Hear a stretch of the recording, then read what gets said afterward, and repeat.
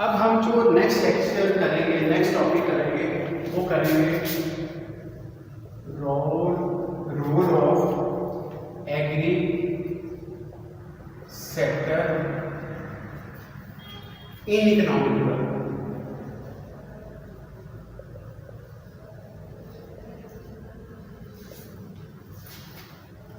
हमारा जो आज का टॉपिक है वो है role of agri sector in economic development in developing country like Pakistan. जो पाकिस्तान जैसे डेवलपिंग कंट्री हैं उनमें जो एग्रीकल्चर का रोल है वो क्या है।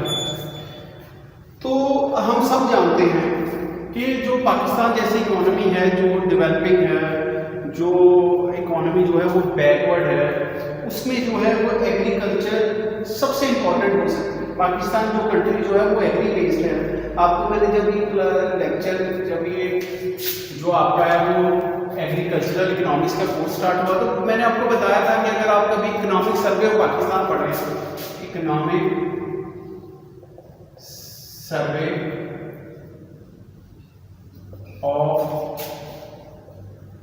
पाकिस्तान अगर आप पढ़ें तो ये डॉक्यूमेंट है जो हर साल जो है इकोनॉमिक्स, पाकिस्तान की इकोनॉमिक्स का जो है उसकी हाईलाइट्स देता है। उसको जो है कंप्लीट बड़ी एक तो हाईलाइट्स पूरा complete her sector by sector बताता है कि हर सेक्टर में क्या है। उसमें एक चैप्टर है जिसका नाम है एग्रीकल्चर, पहला चैप्टर। उस एग्रीकल्चर में हर साल बताया जाता है कि इस साल एग्रीकल्चर ने क्या गेन किया है, क्या उसमें लॉस हुआ है, कौन कौन सी प्रोडक्ट हैं जो बेहतर रही हैं, एग्रीकल्चर पाकिस्तान की इकोनॉमी में कितना उसका रोल हुआ है। तो अगर आप इसमें अगर आपने देखना हो डिटेल में कि पाकिस्तान की इकोनॉमी में जो है एग्रीकल्चर किस तरह रोल प्ले करता है तो आप इसको 2019 से 2020 का जो इकोनॉमिक सर्वे है वो आप उसे देख सकते हैं और ये आपको मिलेगा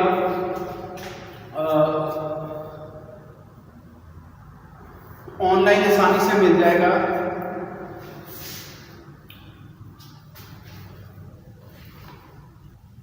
आप आसानी से इसे ढूंढ सकते हैं। आप गूगल पे लिखें इकोनॉमिक सर्वे पाकिस्तान 2019 टू 20 के, बड़ी आसानी से डॉक्यूमेंट्स आपको ये डॉक्यूमेंट मिल जाएगा। आपको पाकिस्तान की गवर्नमेंट की जो फाइनेंस मिनिस्ट्री है उसकी वेबसाइट है। आप गवर्नमेंट की फाइनेंस मिनिस्ट्री की वेबसाइट खोल सकते हैं और उसमें आपको ये बड़ी आसानी से मिल जाएगा, जिसमें बताया होगा कि गवर्नमेंट के जो एग्रीकल्चर है उसने इकोनॉमिक्स के किस किस जो सेक्टर है उसमें रोल प्ले किया है। एग्रीकल्चर का डिटेल में आपको मिलेगा, कौन सी प्रोडक्ट की प्रोडक्टिविटी क्या है, उसका एरिया क्या था, तकरीबन सारा डाटा आपको मिल जाएगा।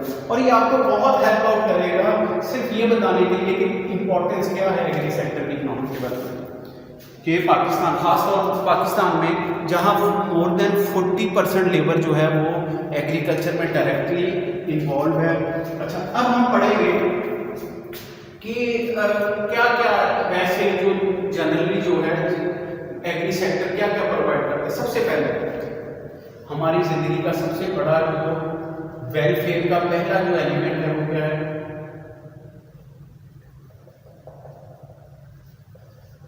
फूड।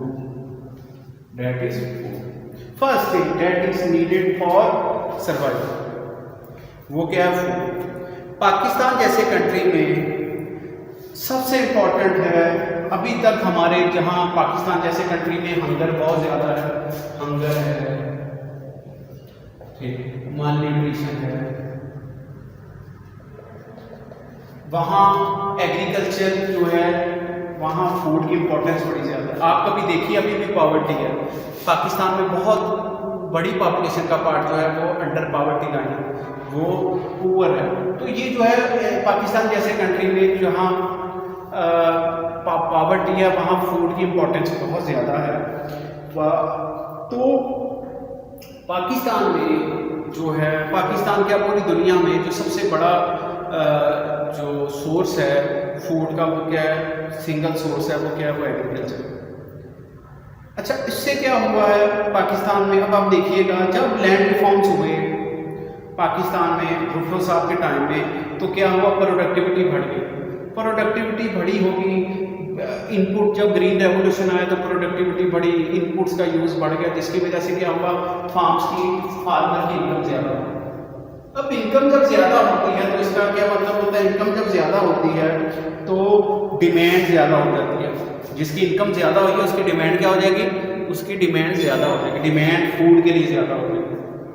ठीक, अच्छा इनकम इलास्टिसिटी, आप कभी इनकम इलास्टिसिटी निकाले, फूड की इनकम इलास्टिसिटी आपने पढ़ा होगा concept income elasticity. Income elasticity क्या है कि चेंज, अच्छा आपको पता है ये चेंज कौन सी है, प्रोपोर्शनल चेंज है, proportionate change in consumption of food due to proportionate change in income.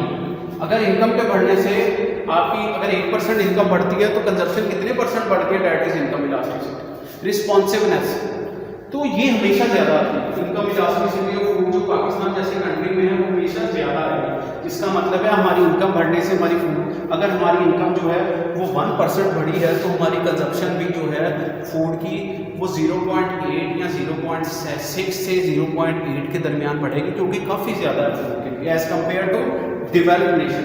Developed nation में अगर इनकम बढ़ती है तो उनका जो food income elasticity of food है वो कम होगी, जबकि पाकिस्तान जैसे कंट्री में ये क्या है, ये स्टिल ज़्यादा है।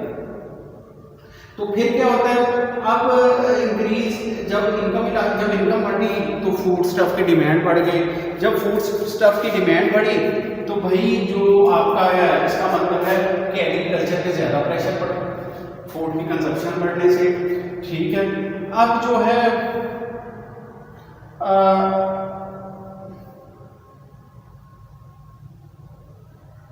इसके अलावा क्या हुआ, फिर इसके अलावा इंडस्ट्रियलाइजेशन होगी। क्या हो गया, इंडस्ट्रियलाइजेशन, फिर इंडस्ट्रियलाइजेशन होनी शुरू होगी। इंडस्ट्रियलाइजेशन हुई तो लेबर जो थी, लोग जो थे वो गांव से किस तरफ आ गए, वो सिटीज़ की तरफ आ गए। अब सिटीज़ की तरफ जो आए उनकी डिमांड भी बढ़ी।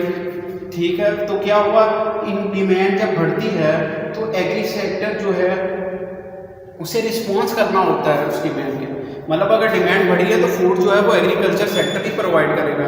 तो जिन कंट्रीज़ में एग्री सेक्टर जो है वो रिस्पॉन्स नहीं कर पाता, फॉर एग्जांपल डिमांड बढ़ गई 10% लेकिन एग्रीकल्चर की प्रोडक्शन बढ़ी सिर्फ 5%, तो जो बाकी का 5% रह गया वो फिर क्या आएगा, वो फिर बाहर से इम्पोर्ट होगा। तो जो है इसका मतलब है अवेलेबिलिटी ऑफ फूड होने के लिए, एक कंट्री को सेल्फ सफिशिएंट होने के लिए ज़रूरी है कि जब कंट्री में पॉपुलेशन की फूड डिमांड बढ़े तो उसके मुताबिक जो है वो एग्रीकल्चर सेक्टर जो है वो रिस्पॉन्स करे। अगर वो एग्रीकल्चर सेक्टर रिस्पॉन्स नहीं करता तो जो है फूड बाहर से इम्पोर्ट करना पड़ता है, और जो है वो आपका जो फॉरेन रिजर्व्स के पे बिल है वो ज़्यादा बन जाता है। ठीक है, जिससे कंट्री जो है प्रेशर पड़ता है फॉरेन एक्सचेंज रिजर्व पे। तो इसका मतलब है कि सबको अवॉइड करने के लिए एग्री सेक्टर को फूड प्रोडक्शन बढ़ानी चाहिए, एग्री सेक्टर को जो है वो इस हद तक इम्प्रूव करना चाहिए कि वो क्या करे, वो फूड की प्रोडक्शन को बढ़ाए, अवेलेबिलिटी बढ़ जाए। फूड की अवेलेबिलिटी तब बढ़ेगी जब एग्री सेक्टर जो है वो मज़ीद जो क्या होगा, इम्प्रूव होगा, टेक्नोलॉजी आएगी और प्रोडक्शन जो है यील्ड बढ़ जाएगी। अच्छा, ये है फर्स्ट रूल। ठीक है, rule availability of food. Second क्या है, सेकंड है कि सेकंड जो है वो है increase in demand of industrial product,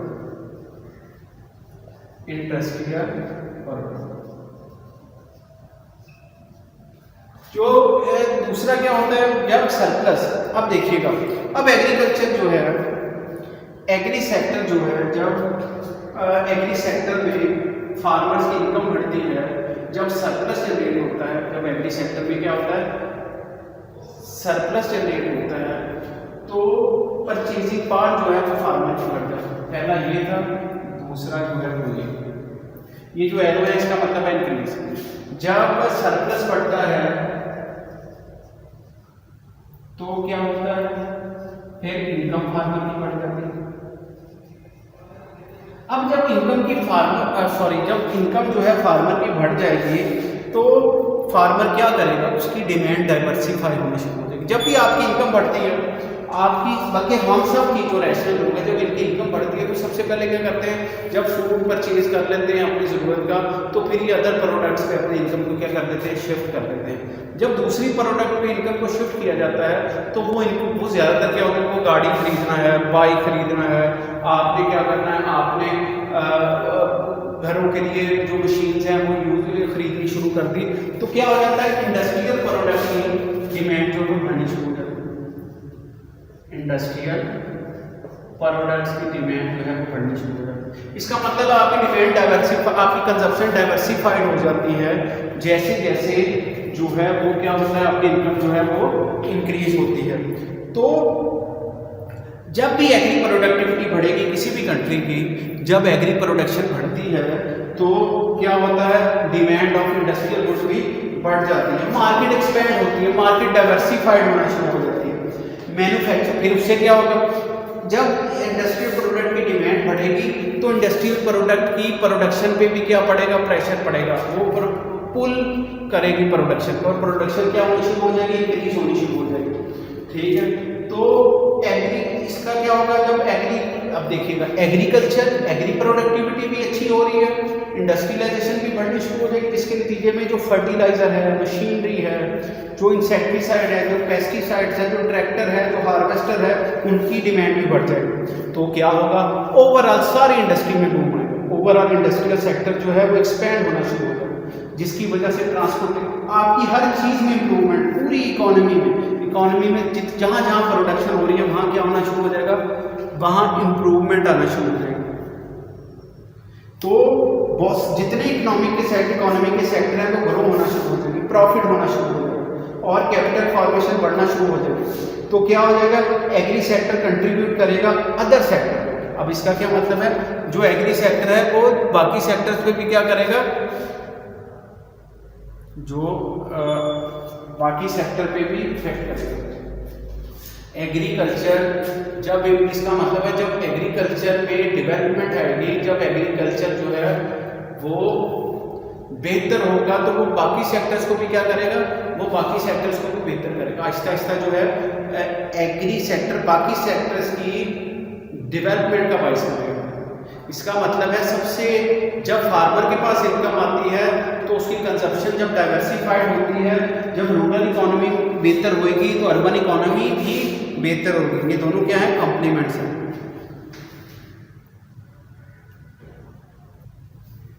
फिर जो थर्ड है वो है फॉरेन एक्सचेंज अर्निंग। थर्ड जो है वो क्या है, फॉरेन एक्सचेंज अर्निंग।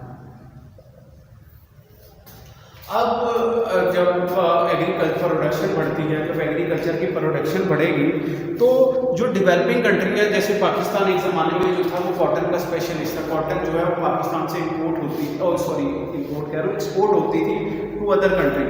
तो इसी तरह जब डेवलपिंग कंट्री स्पेशलाइज होते हैं सर्टेन प्रोडक्ट में, जैसे पाकिस्तान कॉटन में था, अभी भी पाकिस्तान टेक्सटाइल में है, मेन जो टेक्सटाइल जा रही है बाहर। खैर टेक्सटाइल तो एक इंडस्ट्रियल आउटपुट है, लेकिन मैं वैसे थोड़ी सी एग्जांपल दे रहा हूँ कि स्पेशलाइजेशन है। तो जब किसी एग्री प्रोडक्ट की स्पेशलाइजेशन होती है, जैसे कॉटन की थी, तब जैसे ही प्रोडक्शन उसकी बढ़ती है तो उनकी वैल्यू जो एक्सपोर्ट है वो भी बढ़ना शुरू हो जाता है। जब एक्सपोर्ट बढ़ती है तो एक्सपोर्ट की वजह से उसकी क्या है, प्रोडक्शन बढ़ती है, फार्मर को ज़्यादा प्रॉफिट अर्न होता है, तो वो क्या करता है, वो उसकी प्रोडक्शन को और बढ़ा देता है।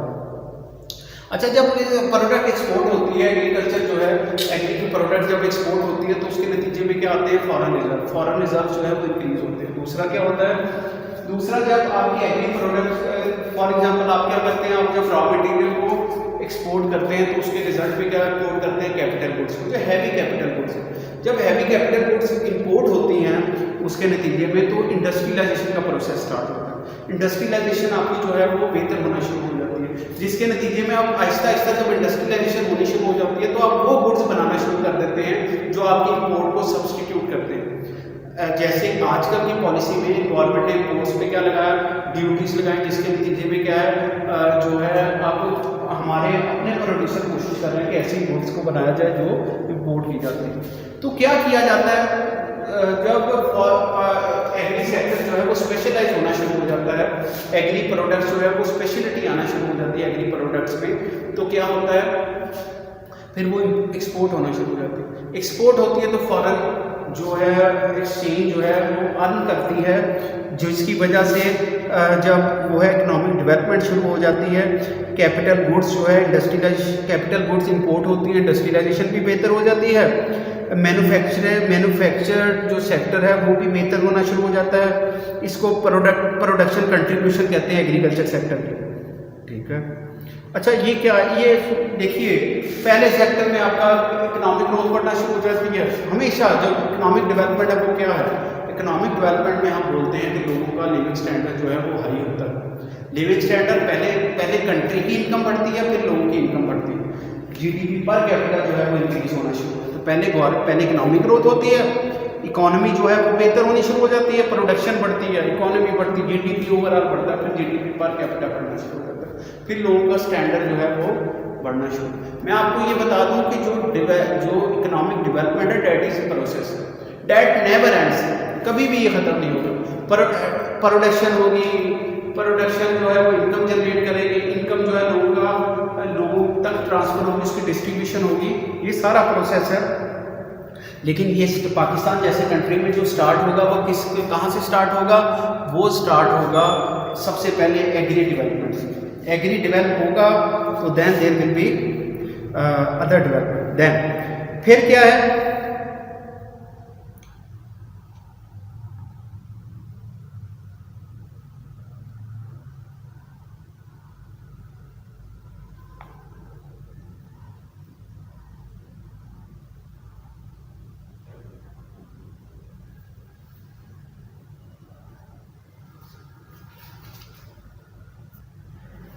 फिर जो नेक्स्ट है वो क्या है, mobilisation of capital, mobilisation of capital.